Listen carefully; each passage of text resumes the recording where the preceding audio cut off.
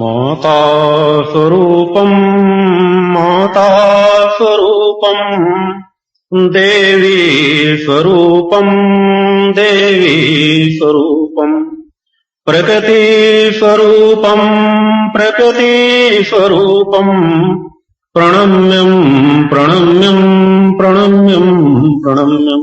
बोल माता आदि शक्ति जगजननी जगदम्बा माते की। आज यहाँ उपस्थित अपने समस्त शिष्यों, माँ के भक्तों, श्रद्धालुओं, कार्यकर्ताओं को अपने हृदय में धारण करता हुआ माता आदि शक्ति जगतजननी जगदम्बा का पूर्ण आशीर्वाद प्राप्त करता हुआ अपना पूर्ण आशीर्वाद आप समस्त लोगों को समर्पित करता हूँ। आत्मीय भक्तों, शिष्यों, हिंदू धर्म जो समस्त धर्मों का मूल धर्म है, जिसकी जड़ें इतनी सशक्त और मजबूत हैं, जिसकी जड़ों को कभी हिलाया नहीं जा सकता, मगर वह वट वृक्ष आज ऊपर से खोखला होता जा रहा है।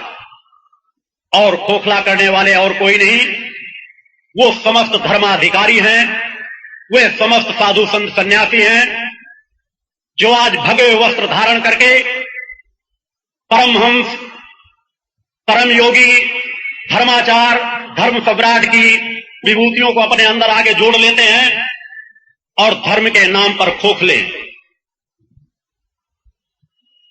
मैं उस दिशा पे चिंतन इसलिए देना चाहता हूं कि जब तक मैं समाज की आंखें नहीं खोलूंगा, तब तक समाज सत्य पथ पर बढ़ नहीं सकेगा।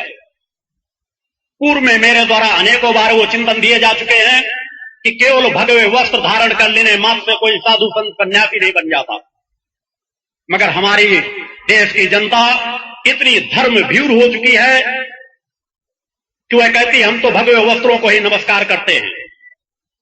जब तक आपकी यह विचारधारा आप बदलेंगे नहीं, तब तक आप कभी सत्य पथ पर बढ़ नहीं सकेंगे। क्योंकि भगवे वस्त्र अपने आप में पूर्ण नहीं होते। यदि भगवे वस्त्र अपने आप में पूर्ण होते तो आप अपने घर के ही किसी सदस्य को वह भगवे वस्त्र धारण करा दीजिए और उसे ही साधु संत सन्यासी मान करके उसको नमन कर लीजिए। जहां तक मेरी जानकारी में है, जहां तक मेरा मानना, जहां तक मैं अपने ज्ञान से समझता हूं, आज समाज में जितने साधु संत सन्यासी हैं, उनमें 1000 में 999 अपनी भौतिक समस्याओं से वो जो सही दिशा न दे सके होंगे। कोई घर से भागा होगा, किसी का पत्नी से झगड़ा हुआ होगा, कोई आर्थिक संकट से ग्रसित हुआ रहा होगा और जाकर के भगवे वस्त्र पहन लेता है और समाज को लूटने ठगने का कार्य करने लगता है। और भगवान की जय। जगह जगह डेरे बना लिए गए हैं, जगह जगह रोडों पर मंदिर बना दिए गए हैं। इन मंदिरों से हमारे हिंदू धर्म का मान और सम्मान नहीं बढ़ेगा। इनसे हम उन देवी देवताओं का अपमान कर रहे हैं। रोडों में मंदिरों का निर्माण नहीं और मूर्तियों की स्थापना कर दी जाती है। हरियाणा इसमें सबसे आगे बढ़ता जा रहा है। उन देवी देवताओं के नाम पर जगह जगह पर इस तरह समाज को ठगा और लूटा जा रहा है जिसकी कोई कल्पना ही नहीं है।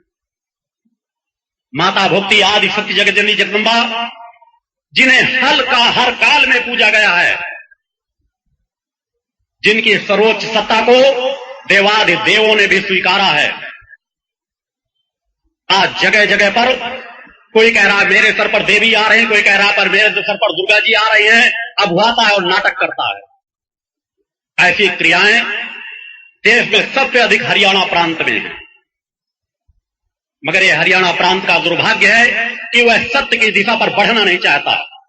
इस मंच पे मेरी घोषणा है कि यदि कहीं पर भी ऐसी स्थिति आपको नजर आती है, तो यदि आप मेरी बातों पर विश्वास करते हैं, एक गुरु की बातों पर विश्वास करते हैं, तो मेरा वचन है कि कभी भी किसी के सर पर आकर के दुर्गा जी बोलती नहीं, कभी देवी किसी के सर पर नहीं आती।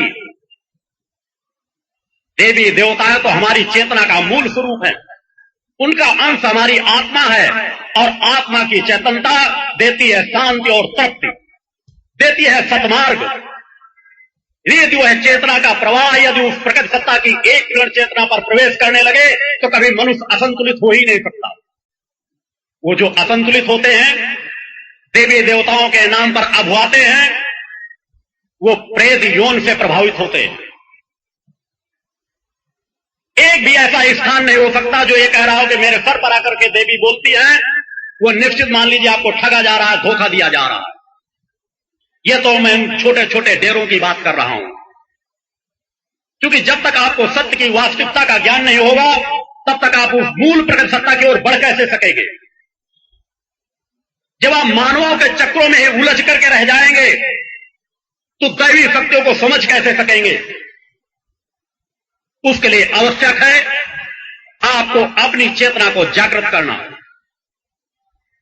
अंत आज समाज में चारों तरफ चाहे जिस ओर देखो बड़े बड़े साधु संत सन्यासी जो ज्ञान से बिल्कुल कोरे हैं।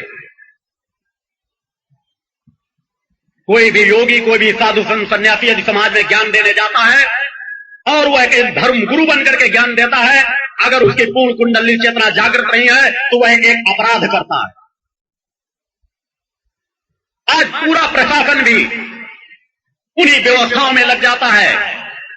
यह कुरुक्षेत्र धर्म क्षेत्र ब्रह्म सरोवर में भी जब मेले लगते हैं, आप लोग देखें कि आम समाज जो धार्मिक भावना से परिपूर्ण है उसे स्नान करने जाने के लिए सबसे बाद में समय दिया जाएगा और शाही सवारी पहले स्नान करेगी। और शाही सवारी में होंगे कौन? वो समस्त गंजेड़ी और भंगेड़ी। भगवान की जय। यह धार्मिक भावना का अपमान नहीं तो और क्या है। उन ढोंगियों पाखंडियों को पहले स्नान करने का मौका दिया जाता है। मैं इसलिए कह रहा हूं कि आपका गुरु चेतनावान है, परिपूर्ण है। क्योंकि मैं अपने विचारों पे आगे चिंतनों में जाऊं, मैं पुनः एक बार व्यक्त कर सकता हूं, कह रहा हूं कि मैंने विश्व अध्यात्म जगत को अपने साधनात्मक तब्बल का चैलेंज दिया है और इस धर्म भूमि कर्म भूमि कुरुक्षेत्र पे पुनः अवगत कराता हूं कि अपने धर्म की बात ही नहीं, यदि किसी धर्म में विश्व अध्यात्म जगत में यदि कोई चेतनावान महापुरुष हो तो मेरी चेतनात्मक शक्तियों का सामना करे। भगवान की जय। मैं एक योगी हूं, एक ऋषि हूं। मैं समाज में अपने आप को पुजवाने नहीं आया हूं, मैं समाज को एक दिशा देने आया हूं। आज पूरा समाज धर्म के नाम पे ठगा जा रहा है, लूटा जा रहा है। क्या इसी तरह हम समाज को देखते रहें? क्या इसी से हमारा धर्म पथ सुधर जाएगा? छोटे छोटे बच्चे नशे के शिकार होते चले जा रहे हैं। आपका धर्म पथ का ज्ञान सब कुछ बेकार होगा जब तक आपके आसपास के वातावरण में एक सात्विकता और शुद्धता का वातावरण नहीं आएगा। आज सबसे ज्यादा समाज को पतन करने वाले ठेकेदार हैं वही धर्म के ठेकेदार और राजनीतिज्ञ। आज समाज में जगह जगह देखे, रोडों में जब आप देखे जगह जगह ठेके लिखे होंगे, शराब का ठेका है, देसी शराब यहां मिलती है, पौवा इतने का मिलता है, आधी इतने की मिलती है। आज हमारा देश ही हमारे युवाओं को, हमारे बच्चों को भटका रहा है। किस तरह धर्म जीवित रह पाएगा? किस तरह वो है वट वृक्ष जिसको हम हरा भरा देखना चाहते हैं, उसकी हरी भरी डालियां चारों तरफ बिखरेंगी? किस तरह वह छाया दे पाएगा जब बचपन से ही उन चेतनाओं को खोखला कर दिया जाएगा? यदि मैं भी आऊं और इस स्थान पर कहानियां सुना करके चला जाऊंगा, वह कहानियां आपका कल्याण नहीं करेंगी। यदि कोई कहता रहे कि इस तरह मकान बनाने से इस तरह का स्थिति आ जाती है, तो उन कहानियों से आपको मकान की छाया और मकान की तृप्ति नहीं मिल जाएगी जब तक आपको मकान बना बनाया नहीं मिलेगा। और वह कार्य आपको अपने आप को मिल करके करना है।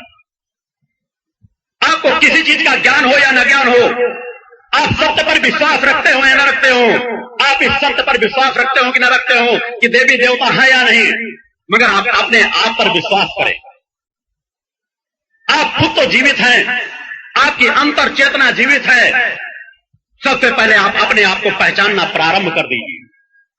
आज जहां मेरे चिंतन आज आपकी चेतना की उन पटों को खोलने के लिए होगा, वही कल आपको उन छोटी छोटी साधना आराधनाओं का ज्ञान दिया जाएगा जिससे आप सत्य पथ पर बढ़ सके। यदि आप अपनी चेतना पर भी विश्वास करते हैं तो आपको सबसे पहले नशा मुक्त जीवन जीना होगा। यदि आप लोग नशा मुक्त जीवन नहीं जी सकेंगे तो आपकी आंतरिक चेतना कभी सहायक सिद्ध नहीं हो सकेगी, आपको सत्य का ज्ञान नहीं हो सकेगा। आप धर्म के नाम पे ठगे जाते रहेंगे, लूटे जाते रहेंगे। बड़े बड़े कथावाचक आपके क्षेत्रों में आते रहेंगे, कथाएं सुनाते रहेंगे और अपनी अटैचियां भर करके ले जाते रहेंगे, जिनका प्रारंभ ही धन आर्जन के उद्देश्य से होता है। वह संगठन कभी फलीभूत नहीं होते। भक्ति मानव कल्याण संगठन समाज को दिशा देने के लिए गठित किया गया है। यदि समाज भक्ति मानव कल्याण संगठन की विचारधारा को अपना करके चले तो मैं इस हरियाणा प्रांत के लोगों के लिए भी वह दिशा दे सकता हूं जिसकी उन्होंने कल्पना भी नहीं की। भगवान की जय। आज जो मेरे साथ यात्रा में चल रहे हैं, कल को इनकी भी दिशाएं भटकी थी, कल को ये भी गलत मार्ग पर भटक रहे थे, मगर आज सत्य पथ पर स्वतः अपने आप को साधक के रूप में परिवर्तित कर रहे हैं। उस सत्य पथ पर अपने कदम बढ़ा चुके हैं जिस सत्य पथ से कभी उन्हें कोई विचलित नहीं कर सकता, उन्हें कोई प्रलोभन अपनी ओर खींच नहीं सकता। आज सबसे अधिक अगर मैं देखता हूं, सभी प्रांतों पर चिंतन करता हूं, तो सबसे अधिक हरियाणा प्रांत का पतन हो रहा है, विकास पथ पर नहीं बढ़ रहा। हर घर कर्ज के बोझ में दबा हुआ है। अब मैं उसे कहूं कि तुम साधना आराधना करो तो कहते हैं गुरुजी हमारे पास तो कर्ज का ही इतना तनाव है, हम साधना और आराधना करें कैसे। नशे में ग्रसित समाज होता जा रहा है। इन सभी से यदि आप मुक्ति पाना चाहते हैं तो निश्चित रूप से आपको एक छोटे छोटे उन क्रमों में बढ़ना पड़ेगा जिन क्रमों की जानकारी मेरे द्वारा कल प्रदान की जाएगी। यदि आप वास्तविकता में परिवर्तन चाहते हैं तो आज इस कलिकाल में कथाओं और कहानियों से अपने आप को थोड़ा अलग करें। कथाओं और कहानियों से समाज का कल्याण नहीं होने वाला, बल्कि हमारा हिंदू धर्म बहुत कुछ भटकता चला जा रहा है। अनेकों पुराणों की इस तरह रचना कर दी गई है कि यदि मनुष्य उसके माध्यम से सत्य के बिंदु तक जाना चाहेगा तो कभी पहुंच ही नहीं सकेगा और भटक करके बीच में ही रह जाएगा। अतः यदि अपना कल्याण चाहते हो, यदि अपना हित चाहते हो, यदि ठगना नहीं चाहते हो, लुटना नहीं चाहते हो, तो उन मार्गों को छोड़ दो कि आपके सामने यदि समस्याएं आती हैं तो आप तत्काल किसी साधु संत सन्यासी के पास चले जाते हैं कि गुरु हम ये दक्षिणा ले लीजिए, हमारे लिए प्रयोग कर दीजिए, हमारे लिए कार्य कर दीजिए। आपके द्वारा प्रकट सत्ता का एक मंत्र उच्चारित उन ढोंगियों पाखंडियों के 1000 लाख बार उच्चारण करने से कई गुना ज्यादा फल देने वाला। भगवान की जय। आप अपने घरों को ही इतना सात्विक बना लीजिए, हर घर में मां का ध्वज टांग लीजिए और स्वतः 2 मिनट कम से कम ध्यान साधना में बैठने का क्रम अपना लीजिए। यह चिंतन मेरे द्वारा मात्र इसलिए दिए जा रहे हैं कि यदि आप लोग उस विचारधारा से अलग नहीं हुए तो सतत भटकाव के अलावा कुछ मिलेगा नहीं। जो कुछ प्रकृति में बाहर है वो हमारे अंदर है। यदि हम पहले बाहर खोजना शुरू करेंगे तो निश्चित रूप से भटक करके रह जाएंगे, क्योंकि हमें बाह्य सत्यता का ज्ञान तभी होगा जब हम आंतरिक सत्य जो हमारी सत्यता है, जो आंतरिक हमारी चेतना है, उसको हम धीरे धीरे जागृत करते रहेंगे। क्योंकि जब हम तीनों स्वरूपों को, जहां मैंने कहा त्रिगुणात्मक प्रकृति में, जहां हमारा स्थूल शरीर, सूक्ष्म शरीर और कारण शरीर है, जो यह त्रिवेणी है जिसे आत्मा की त्रिवेणी कहते हैं। आप किसी त्रिवेणी में जाकर के स्नान कर सके या न कर सके, आप कहीं गंगा स्नान कर सके या न कर सके, मगर यदि आप अपनी आत्मा की जो त्रिवेणी है उसकी एक तरंग को भी आपने चैतन्यता से प्राप्त कर लिया तो उस त्रिवेणी में से स्नान करने से 1000 गुना ज्यादा फल देने वाली है। भगवान की जय। यह कार्य कोई कठिन नहीं है, यह कार्य आवश्यकता से ज्यादा आसान है। आपको सिर्फ मानवता के पथ पर बढ़ना है, आपको केवल सत्य पथ पर कदम उठाना है और उस प्रकृति सत्ता का स्मरण चिंतन करना है, उस प्रकृति सत्ता को इष्ट के रूप में स्वीकार करना है जो समस्त कालों में पूजित हुई है। 3 काल, भूत, भविष्य और वर्तमान। यदि समाज इन 3 कालों पर अपना गहराई से चिंतन कर ले, इन 3 कालों को समझ ले, तो समाज कभी भटक नहीं सकता। हमें अतीत से कुछ सीखने की जरूरत है, अपने भूतकाल से कुछ समझने की जरूरत है कि भूतकाल में अनेकों ऐसे ऋषि हुए हैं जिन्होंने अपने शरीर को तपाया है, गलाया है, हजारों हजारों वर्षों तक तपस्या की है, अनेकों सिद्धियों और स्थितियों को प्राप्त करने के बाद भी तप मार्ग पर ही बढ़ते चले गए हैं। वो उस मार्ग पर इतनी तपस्याओं, इतनी रिद्धियों सिद्धियों को प्राप्त करने के बाद भी उस मार्ग पर क्यों बढ़ते चले गए? क्योंकि उन्हें उस सत्यता का ज्ञान हुआ कि आत्मा की मूल जन्मी वह प्रकट सत्ता है, और प्रकट सत्ता को प्राप्त करने पर ही त्रिभुवन का पूरा सुख हमारे अंदर से हमें प्राप्त हो जाता है। आपकी जो जीवन की समस्याएं हैं, वो समस्याओं का निदान केवल उस सत्य पथ पर चलने से है। केवल किसी मंदिर में जाकर मत्था टेक लेने से, किसी साधु संत को दक्षिणा समर्पित कर देने से, इससे आपकी समस्याओं का निदान नहीं मिलेगा। आपको अपने भटकाओं को रोकना पड़ेगा और त्रिगुणात्मक प्रकृति को समझना पड़ेगा। जब तक आप त्रिगुणात्मक प्रकृति को समझेंगे नहीं, जब तक उसे समझने का प्रयास नहीं करेंगे, तब तक आपके भटकाव को कोई रोक नहीं सकेगा। आपको नित्य एक बार कम से कम शक्ति जल का पान करना पड़ेगा। यदि आप शक्ति जल का पान करते हैं तो शक्ति जल में निस्वार्थ भाव से, जिस शक्ति जल को मेरे द्वारा निःशुल्क समाज को प्रदान किया जाता है, उस शक्ति जल को मैं यज्ञ स्थल पर बैठकर स्वतः चैतन्य और तैयार करता हूं। यदि आप उस शक्ति जल का पान करें तो अनेकों प्रकार की समस्याओं का समाधान आपको स्वतः होता चला जाएगा। आपको वह क्रम आराधना के, चिंतन के, कल के जहां चिंतनों में मेरे द्वारा दिया जाएगा, वहीं आज मूल चिंतन समाज के उस विचारधारा से है कि जिस विचारधारा को आपको समझना पड़ेगा। आज हरियाणा में जिस प्रकार से नशा की ओर समाज बढ़ रहा है, जगह जगह हुक्के और चिलिम चढ़ाई जा रही हैं, इससे कभी भी समाज का भला और कल्याण हो ही नहीं पाएगा। जब तक हम अपने मुख की शुद्धता नहीं रखेंगे, तब तक हम अपनी आंतरिक चेतना को कभी जागृत, चेतन और प्रभावक बना नहीं सकते। आपके बच्चों पर भी वह कुसंस्कार पड़ते चले जाएंगे और कभी वो चेतना पथ पर बढ़ नहीं सकेंगे। आपको धर्म के उन मार्गों में भटकाया जा रहा है जहां केवल कह दिया जाता है आप नाम ले लो, आपको मुक्ति मिल जाएगी, आपको कल्याण मिल जाएगा। क्योंकि मैं विस्तार के उन चिंतनों में जाऊं, उसके पहले आपके भटकाओं को दूर करना नितांत आवश्यक है। अन्यथा मेरे चिंतन आपके लिए निष्फल होंगे, निष्क्रिय होंगे। यदि आप विवेकवान नहीं बनेंगे, आप अपने मन मस्तिष्क को खोलेंगे नहीं कि हमारे जीवन में हमारा धर्म गुरु किस प्रकार का होना चाहिए। सभी मार्गों से जब भटक करके मनुष्य सत्य पथ पर बढ़ना चाहता है तो गुरु मार्गों को तलाशता है, और गुरु मार्ग में जाकर के भी उसे यदि छला जाए, ठगा जाए, लूटा जाए, तो आम मानव, आम समाज जाएगा कहां? किस जगह उसे राहत मिलेगी? कहां से उसे तृप्ति मिलेगी? एक शिष्य अपना सब कुछ गुरु चरणों में समर्पित कर देता है, तन मन धन का समर्पण देता है, अपना रोम रोम गुरु को न्यौछावर करना चाहता है, और गुरु की चेतना यदि जागृत न हो, जड़ गुरु हो, तो समाज को कभी चेतना नहीं दे सकता। और यही कारण है हमारे आज के समाज के पतन का। यही कारण है आज हमारे समाज में जो जगह जगह विद्रोह हो रहे हैं। आपसी समाज जैसे नहीं है, कहीं एक धर्म दूसरे धर्म से टकरा रहा है, कहीं एक समाज दूसरे समाज से टकरा रहा है। जातिवाद का जितना बढ़ावा दे दिया गया है, जब तक इस जातिवाद से आप मुक्त नहीं होंगे, तब तक आपके अंदर की शांति आपको आगे बढ़ा नहीं सकेगी। प्रकृति कण कण में मौजूद है।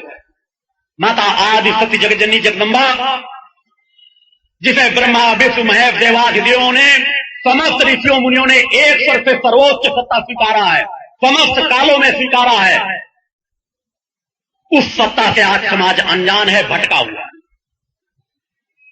आपको केवल उस प्रकट सत्ता को एक इष्ट के रूप में स्वीकार करना है। आपको किसी चीज का ज्ञान हो या ना हो, उस प्रकट सत्ता को आप अपनी इष्ट मान लें, अपनी आत्मा की जननी मान लें, और उसकी आराधना चिंतन के लिए यदि आप सरल से सरल क्रमों को अपना लेंगे तो आपका कल्याण अवश्य होगा।